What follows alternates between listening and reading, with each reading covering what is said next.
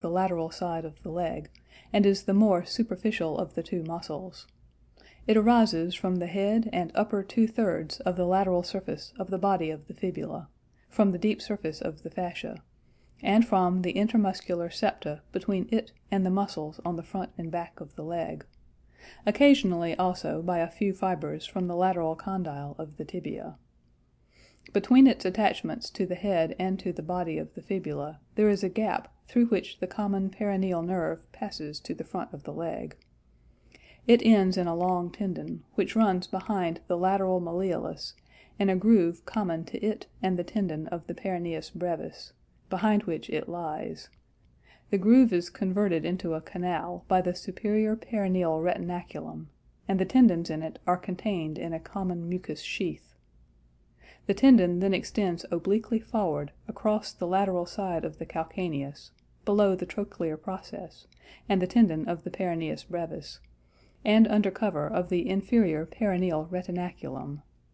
It crosses the lateral side of the cuboid, and then runs on the under surface of that bone in a groove which is converted into a canal by the long plantar ligament. The tendon then crosses the sole of the foot obliquely, and is inserted into the lateral side of the base of the first metatarsal bone and the lateral side of the first cuneiform. Occasionally it sends a slip to the base of the second metatarsal bone. The tendon changes its direction at 2 points: first, behind the lateral malleolus; secondly, on the cuboid bone.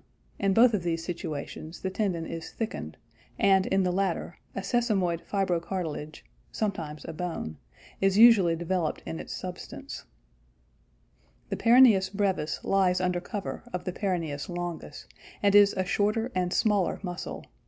It arises from the lower 2/3 of the lateral surface of the body of the fibula, medial to the peroneus longus, and from the intermuscular septa separating it from the adjacent muscles on the front and back of the leg.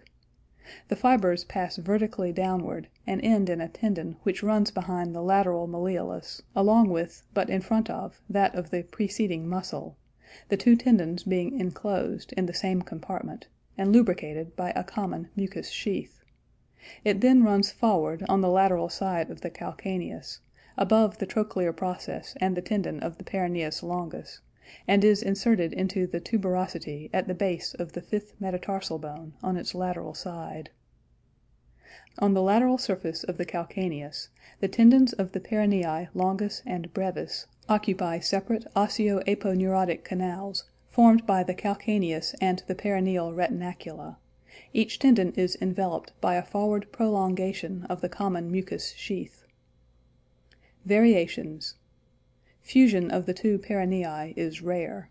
A slip from the peroneus longus to the base of the third, fourth, or fifth metatarsal bone, or to the adductor hallucis, is occasionally seen.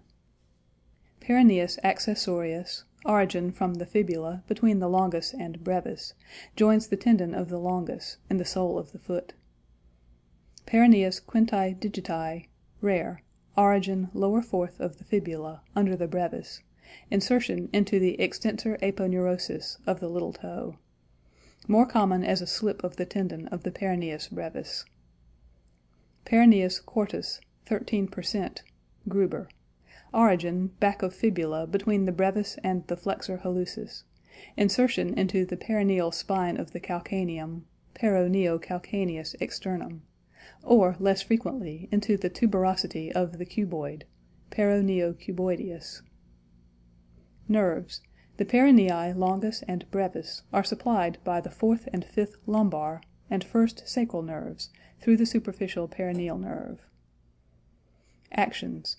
The peronei longus and brevis extend the foot upon the leg, in conjunction with the tibialis posterior, antagonizing the tibialis anterior and peroneus tertius, which are flexors of the foot.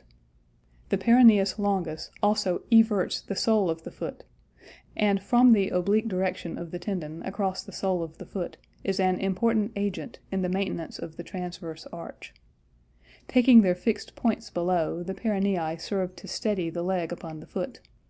This is especially the case in standing upon one leg, when the tendency of the superincumbent weight is to throw the leg medialward. The peroneus longus overcomes this tendency by drawing on the lateral side of the leg. End of section 53.